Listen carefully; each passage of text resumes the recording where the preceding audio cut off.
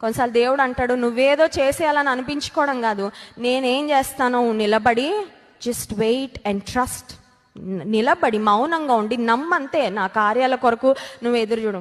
మనుషులుగా మనకు అనిపిస్తుంది మనం ఏదో చేసేసి నేను చేసేసాను అని చెప్పుకోవాలి. అది కాదండి.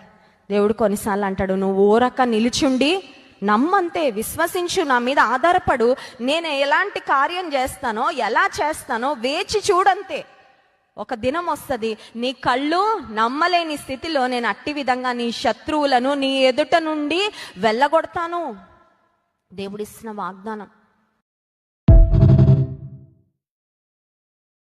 మీరు అనుకోవచ్చు, ఇది వినడానికి చాలా బాగుంది కానండి, నా జీవితం అంతా స్టాగ్నెంట్ అయిపోయిందండి. I have so many wasted years. వెనక్కి తిరిగి చూసుకుంటే చాలా సంవత్సరాలు నిరుపయోగమైన సంవత్సరాలుగానే we all go through those seasons. మన జీవితాల సమయాలు